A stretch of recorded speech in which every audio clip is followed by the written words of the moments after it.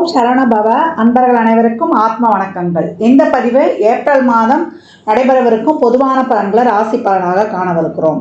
இந்த ஏப்ரல் மாதத்தில் ஒரு 5 கிரகம் நம்மளுக்கு மிரட்டல் விடுத்து கொண்டிருக்குது. இந்த 5 கிரகங்கள் நமக்கு ஆட்டத்தை காட்டுமா, இல்லை அடித்து ஆடி களம் இறங்கணுமா, இல்லை அதிர்ஷ்டத்தை தருமா அப்படின்னு டைட்டில் வைக்கலாம். ஏன்னா அந்த அளவுக்கு இந்த 5 கிரக கூட்டணி கால சக்கரத்தின் 12ஆம் இடத்தில் அமர்ந்து சூரியன், சுக்கிரன், புதன், சனி, ராகு இந்த கூட்டணி 12 ராசிக்கு எப்படிப்பட்ட பலன்களை அளிக்க இருக்குதுன்னு பார்க்க இருக்கிறோம். இதில் புதன் இந்த மாதம் 3ஆம் தேதி வக்ர நிவர்த்தி அடைஞ்சிருவார். சுக்கிரன் இந்த மாதம் 13ஆம் தேதி வக்ர நிவர்த்தி அடைஞ்சிருவார்.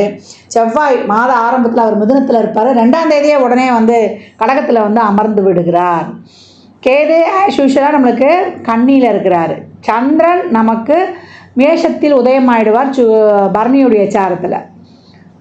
சூரியன் இந்த மாதம் 13ஆம் தேதி மேஷத்துக்கு அமர்ந்துடுவார். குரு ரிஷபத்தில் அமர்ந்திருக்கார். இப்போ இந்த குரு சுக்கிரன் பரிவர்த்தனை அதுவும் ஸ்ட்ராங்காக நம்மளுக்கு பலனை கொடுக்க போகுது. இந்த காலகட்டம் சூரியன் ஆன்மக்காரகன் இந்த மாத பிற்பகுதியில் ஸ்தான பலம் அடைகிறார், உச்சநிலை அடைகிறார். நீ கவலைப்படாதப்பா, உன்னை நான் பார்த்துக்கிறேன்ப்பா, உனக்கு ஒன்றுன்னா ஓடியாந்துடுறேன்ப்பா அப்படின்னு நம்ம சொல்லிட்டனாலே அங்கே சூரியன் சிறப்பாக ஆக்டிவேட் ஆகிடும். ஆண் பெண் இருவருக்குமே, குறிப்பாக ஆணுக்கு சூரியன் பலமாக இருக்கணும். யார் எழுந்து நிற்கணுனாலுமே சூரியன் பலமாக இருக்கணும். உடலில் உள்ள அனைத்து எலும்புகளுக்கும் காரகன் சூரியன். அதனால் அந்த ஆன்ம காரகன் பலமாக இருக்கணும்னா அடுத்தவங்களுக்கு தைரியம் கொடுத்துட்டாலே போதும், இயல்பாக சூரியன் ஆக்டிவேஷன் ஆகிடுவார். இந்த கோள்களின் கோச்சார நிலையாலும் இந்த 5 கிரக கூட்டணி என்ன மாதிரியான செயல்பாடுகளை இந்த 12 ராசிக்கும் தரவிருக்குது என்பதை பார்க்கவிருக்கிறோம். பதிவினை முழுமையாக கேளுங்க, ஸ்கிப் பண்ணாதீங்க. இதில் சொல்லியிருக்கிற எளிமையான வழிபாடுகள், வாழ்வியல் செயல்பாடுகளை பின்பற்றி உங்கள் வாழ்வை வளமாக்கிக் கொள்ளுங்கள். மேஷ ராசி மேஷ லக்னத்திற்கான பலன்களை காணவிருக்கிறோம். இந்த ஏப்ரல் மாதம் எப்படி கடந்து வந்துடலாம் அப்படின்னு பார்க்கும்போது ரொம்ப கவனமாக இருக்கணும். 7.5 சனியின் ஆரம்பத்தில் ஸ்டார்ட் ஆகிடுச்சு அப்படின்னு சொல்லலாம். அதை தாண்டி 12ஆம் இடத்துல 5 கிரக கூட்டணி இருக்கிறாங்க. இந்த 5 பேர் என்ன செய்வாங்க? இந்த பஞ்சம கூட்டணி நமக்கு பதவி யோகம் தருமா, இல்லை நமக்கு ஒரு சில இக்கட்டான சூழலை ஏற்படுத்துமா, இல்லை பாக்கியத்தை தருமா அப்படின்லாம் யோசித்து கொண்டிருக்கிற வேளையில் ராசி அதிபதியும் 4ஆம் இடம் சென்று ஒரு நீச நிலையை அடைகிறார். இங்கே என்ன நடக்குது அப்படின்னு பார்த்தீங்கன்னா, ரொம்ப நம்ம எல்லாம் ஒரு முயற்சி செய்யலாம் பண்ணலாம் அப்படின்னு நம்ம காலகட்டம் ஒரு அவசரப்பட்டு முடிவு எடுக்கக்கூடாது. ஏற்கனவே நம்மளுக்கு புதனம் மாத பிற்பகுதி வரை ஒரு வக்ர நிலையில் இருப்பார். அவரும் வக்ர முடிவுக்கு அதுக்கப்புறம் தான் வருவார். அதனால் எல்லா வகையிலையும் கொஞ்சம் கவனமாக இருக்கக்கூடிய காலகட்டம்.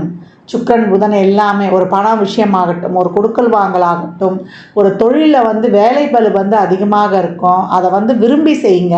ஒரு இடம் போகிறீங்க, லிஃப்ட்டில் போகாமல் படி ஏறி போங்க. எவ்வளோக்கு எவ்வளோ உங்களை வருத்தி கொள்கிற மாதிரி, வருத்தி கொள்கிறோன்னா எடுத்த நம்ம கஷ்டப்படுத்திக்கிறது கிடையாது. ஒரு வேலையை எப்படிலாம் செய்யலாம், இப்போ மிஷின் யூஸ் பண்ணி செய்கிறோன்னா அது இல்லாமல் நம்ம கையால் எப்படி செய்கிறோம். அந்த காலத்துலலாம் ஏன் இந்த கிரகதோஷங்கள்லாம் அதிகமாக பாதிக்கலை அப்படின்னு பார்த்தீங்கன்னா, நம்ம அன்றாட வேலையே நம்ம கிரக ஆக்டிவேஷனாகவே செஞ்சிட்டோம். அம்மியில் அரைச்சோம், மண்வெட்டி குத்தினோம், விவசாயம் பார்த்தோம். விவசாயம் பார்த்தாலே நம்ம ஜோசியம் கிரகங்கள் பாதிக்கணும்லாம் சொல்லவே முடியாது. மண்ணை எடுத்து ஒருத்த சோத்தில் கையை வைக்கணும்னா நம்ம சேத்துல காலை வச்சோம் அப்படின்னு சொல்லியாச்சு. அப்பயே கிரகங்கள் ஆக்டிவேட் ஆயாச்சு. சூரியனையும் சந்திரனையும் வழிபட்டுட்டோம். நம்ம கிரகங்களின் நாயகனே நமக்கு சூரியன் தான்.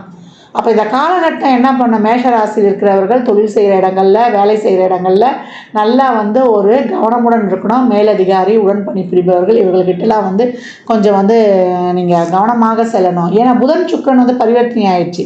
எதிர்பாராமல் ஒருத்தர்கிட்ட நம்ம பணத்தை கொடுத்து ஏமாறுறது, இல்லை ஒரு பொருளாதார விரயம், இது மனைவி வழியிலையோ இல்லை ஒரு குழந்தைகள் வழியிலையோ, இல்லை நம்மளுக்கு ஒரு திடீர்னு வீட்டில் ஒரு பெரியவங்களுக்கு ஒரு உடல்நிலை சுகமீனம் இல்லாமல் போகிறது, ஹாஸ்பிட்டல் செலவு கண்டிப்பாக இருக்குது. அது தசாபுதி சரியில்லைன்னா நீங்கள் மாட்டுவீங்க, இல்லைன்னா உங்களுடைய பெற்றோரோ இல்லை உங்களுடைய மனைவியோ இல்லை குடும்பத்தில் இருக்கிறவங்களுக்கு இருக்குது.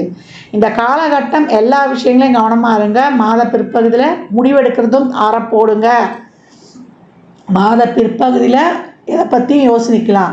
இருக்கிறது வேலையில் இருக்கிறோம், போயிட்டு வரோமா, நல்லா வந்து எங்கள் ஃபீல்டு போயிட்டுருக்குது, ஒரு ரொட்டீன் லைஃப்பில் எந்த ஒரு பாதிப்பும் இல்லைன்றவங்க ரொம்ப கவனமாக இருங்க. ரிலேஷன்ஷிப்பில் இருக்கிறவங்க தேவையில்லாத வாக்குவாதங்கள் ஈடுபடாதீங்க. ஃபோன் பேசுறதை தவிர்த்துருங்க.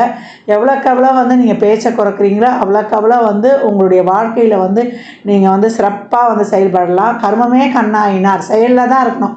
நிறைய பொறுமை, நிதானம், தன்னம்பிக்கை இதெல்லாம் வந்து நீங்கள் கடைபிடிக்கும்போது உங்கள் வாழ்க்கையில் வந்து மிகப்பெரிய ஏற்றங்களையும் முன்னேற்றங்களையும் காணலாம். ஏன்னா உங்கள் சிந்தனையெல்லாம் உங்களுடைய முன்னேற்றத்தை நோக்கியதாக இருக்கும். ஆனால் இந்த காலகட்டம் வந்து எஃபர்ட் வந்து அதிகப்படியாக இருக்கும். ஏன்னா நீங்கள் எதிர்பார்க்குற ரிசல்ட் வந்து கிடைக்கிறதுக்கு தாமதமாகுது. அடுத்து வரக்கூடிய மாதங்களில் நம்மளுக்கு கிரக நகர்வுகள்லாம் வந்து கொஞ்சம் நல்லா மூவ் ஆன் பண்ணோம். அப்போ வந்து நம்ம வந்து பார்த்துக்கலாம். இப்போ இந்த காலகட்டம் ரெகுலர் எக்ஸசைஸ் பண்ணணும். நீங்கள் உணவு பழக்க வழக்கங்களில் எக்ஸசைஸில் நீங்கள் வந்து கூடுதல் கவனம் எடுத்துக்கொள்ளணும். நான் ஏற்கனவே சொன்ன மாதிரி இப்போத்துலேருந்தே நீங்கள் வந்து இறை வழிபாட்டில் அதிகம் வந்து கவனம் செலுத்துருங்க. இறை வழிபாடு பண்ணலன்னாலும் நான் வந்து அந்தளவுக்கு நம்பிக்கை இல்லைன்றவங்கெல்லாம் உடற்பயிற்சியில் கவனம் தேவை. நம்ம உணவு பழக்க வழக்கங்களில் கவனம் தேவை. நேர்மறை சிந்தனைகள், நேர்மறை ஆற்றல்கள் இதெல்லாம் இருக்கும்போது ரொம்ப சிறப்பாக இருக்கலாம். உடல் ஆரோக்கியம் வேணும். ஸ்பைனல் கார்டு பிரச்சனை இந்த காலகட்டம்லாம் ஒரு பெரிய முதிரையை குத்திட்டு போயிடும் கிரகங்கள். உடல் ஆரோக்கியம் கவனமாக இருக்கணும். மேஷம் எதில் கவனமாக இருக்கணும். காலையில் எழுந்த உடனே நான் ஏற்கனவே சொல்லியிருப்பேன், நம்ம அந்த புது வருட பதிவுகள்லாம் அப்துல் கலாம் ஐயாவுடைய பொன்வடிகள், I am the best, I can do it, God is always with me, I am a winner, today is my day. இதை வந்து தாரக மந்திரமாக சொல்லக்கூடிய மேஷராசி 7.5 சனியில் சாதனை செய்யும். ஏன்னா அந்த 3 கேட்டகரியாக ஏற்கனவே பிரிக்கலான்னு சொல்லியிருக்கிறேன். ஒரு முதல் ரவுண்டில் இருக்கிறவங்கலாம் கொஞ்சம் உடல் சுகவீனம், ஒரு சைடில் வந்து ஒரு மந்தத்தன்மை, குழந்தைகள் அந்த மேஷராசியில் இருக்காங்கன்னா கொஞ்சம் கண்ணும் கருத்துமாக உங்கள் அன்பு போல எடுத்துகிட்டு வந்துடுங்க. இந்த அஸ்வினியில் பிறக்குது, பரணியில் பிறக்குதுலாம் இந்த சுக்கிர திசையை கடந்து கொண்டு இருக்கும். அதெல்லாம் கொஞ்சம் பெற்றோர்கள் வந்து கொஞ்சம் கவனமாக நீங்கள் பார்த்துக்கொள்ளணும். வண்டிலாம் வாங்கி தர செய்கிறேன்னா இப்போ பெற்றோரை மாணவர்களும் தொந்தரவு பண்ணக்கூடாது. பெற்றோர்களும் பிள்ளையை வந்து ரொம்ப வந்து ஒரு அரவணைப்போடு நம்ம எடுத்து செல்லக்கூடிய நாட்கள். கொஞ்சம் கண்காணிப்பு கொஞ்சம் கூடுதலாக தேவைப்படுகிறது அனைத்து விஷயத்திலும். அதனால் நான் கண்காணிக்கிறேன்னு 24 மணி நேரம் ஸ்ட்ரிக்ட் ரூல்ஸ் போட்டுறாதீங்க. இதெல்லாம் நீங்கள் பார்த்து கொண்டு வரணும். வயதானவர்கள் இப்போ செகண்ட் ரவுண்டில் இருக்கிறீங்கன்னா நல்லா வந்து உழைப்பு இருக்கும், விரயங்கள் சுப விரயமாக இருக்கும். இந்த காலகட்டம் ஒரு வீடு, வண்டி, வாகன சேர்க்கையெல்லாம் இருக்கும். அதெல்லாம் பார்த்துக்கோங்க. வாங்குகிற விஷயங்கள்லாம் ரொம்ப வந்து எஃபர்ட் போடணும். அதெல்லாம் வந்து ஆய்வு பண்ணணும், நல்லா கரெக்டாக இருக்குதா அந்த பத்திரம் சார்ந்த விஷயங்கள்லாம் அப்படின்னு சொல்லிட்டு. ஆனால் இந்த மாதம் வந்து முக்கியமான முடிவுகள், இந்த சுப பேச்சுவார்த்தைகள் இதையெல்லாம் செய்கிறவங்கன்ற ஒரு வேகமான முடிவுகளை எடுக்காதீங்க. எல்லாத்துலேயும் ஒரு பொதுமை நிதானம் இருக்கட்டும். உங்களுடைய உழைப்பை போடுங்க, ஆக்டிவாக இருங்க. நம்மளுக்கு அடிக்கடி ஸ்ட்ரெஸ்ஸு வந்து சேர்ந்தோம். இந்த ஸ்ட்ரெஸ்ஸு மட்டும் இல்லாமல் பார்த்துக்கொள்ளணும். அதற்கு தான் அபிராமி அந்தாதியில் வரக்கூடிய 24, 27, 25, 40 இந்த பாடல்களை தொடர்ந்து படித்து கொண்டு வரணும். சித்தர் ஜீவசமாதி வழிபாடு செய்யும் பொழுது உங்களுக்கு எல்லா பலன்களும் வந்து கொடுக்கும். உங்களுக்கு இந்த சித்தர் பதிவுலாம் சொல்லியிருக்கேன், எந்த சித்தரை வழங்கணுன்ட்டு. அந்த சித்தர்களையும் ஃபாலோ பண்ணுங்கள். ஒரு ஊதவத்தி ஏற்றுறதோ இல்லை ஒரு தீபம் ஏற்றி வழிபடுறதோ உங்கள் சூழ்நிலைக்கு தகுந்தவாறு மெடிடேஷன், தியானம், யோகா பண்ணும்பொழுது மேஷம் இந்த ஏப்ரல் மாதம் கூட நீங்கள் வந்து ரொம்ப சிறப்பாக கடந்து வந்துடலாம். ஏன்னா மாத பிற்பகுதியிலே சூரியன் வந்து உங்களுக்கு உச்சமாகிடுவார். அதனால் உங்களுக்கான வந்து ஒரு ஆன்ம பலம், ஆத்ம பலம் இதெல்லாம் அதிகரிக்கும். இறை வழிபாட்டோடு சூரிய வழிபாடு தினமும் செய்ய வேண்டியவர்கள். சூரியனை வழிபட நமக்கு ஆத்ம பலம் தானாக வந்துடும். எந்த சூழலையும் ஒரு சிறப்பாக நம்ம கடந்து வருவதற்கு காலை மாலை சூரிய அஸ்தமனத்துக்கு முன்னாடி ஆழ்த்து இருதயம் கேட்பது, நிறைய தான தர்மம் பண்ணுவதுதான் மேஷத்துக்கு இந்த காலம் நல்ல பலன்களை தரும். இந்த பலன்கள்லாம் கோள்களுடைய கோச்சார நிலையை வைத்து சொல்லியிருக்கோம். உங்கள் தசாபுத்திகள்லாம் சிறப்பாக இருக்குன்னா இந்த காலகட்டமும் உங்களுக்கு நன்மைகள் நடைபெறக்கூடிய வாய்ப்புகள் அதிகம். மேஷ ராசி லக்னக்கார அன்பர்களுக்கு என் மனமார்ந்த வாழ்த்துக்களை தெரிவித்துக் கொள்கிறேன். கவனம் அதிகமாக இருக்கக்கூடிய மாதம். தசாபுத்தியே சிறப்பாக இல்லைனா இருந்தாலும் கொஞ்சம் கவனம் தேவைப்படுகிறது. இதை அண்டர்லைன் பண்ணிக்கோங்க. ஏன்னா கிரகங்களுடைய கோச்சார சஞ்சாரங்கள் அந்த மாதிரி இருக்குது. அவசரப்பட்டு எல்லா விஷயங்கள்லையுமே ஒரு முடிவெடுக்கக்கூடாது. உறவுகள் விஷயத்தில் ரொம்ப கவனமாக இருக்கணும். ஏன்னா அந்த காலகட்டம் நல்ல உறவுகளை வந்து தக்க வைத்துக் கொள்வது வந்து ரொம்ப கடினமான விஷயமா இருக்குது. அதனால் இந்த காலகட்டம் மேஷம் பொறுமையையும் நிதானத்தையும் கடைபிடிக்கும் பொழுது மேன்மையை சிறப்பாக பெறலாம். இந்த காலகட்டம் 12 ராசிகளும் இந்த அன்னதானம் பண்ணுறதை தாராளமாக பண்ணுங்கள்.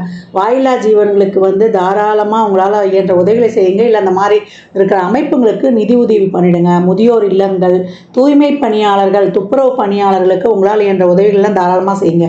ஏன்னா சனி இருக்கக்கூடிய இடம் 12ஆம் இடம். எவ்வளோக்கு எவ்வளோ நீங்கள் தான தர்மங்கள்லாம் பண்ணுறீங்களோ தேவையில்லாத விரயங்கள், நம்ம மனசு கஷ்டப்படுற மாதிரி ஒரு ஹாஸ்பிட்டல் செலவெல்லாம் ரொம்ப குறையும். அனாவசிய செலவு குறையும். இந்த மாதிரி நல்ல காரியங்கள்லாம் செய்யும்பொழுது நம்மளுக்கு சந்தோஷமாக செலவு பண்ணிடலாம்.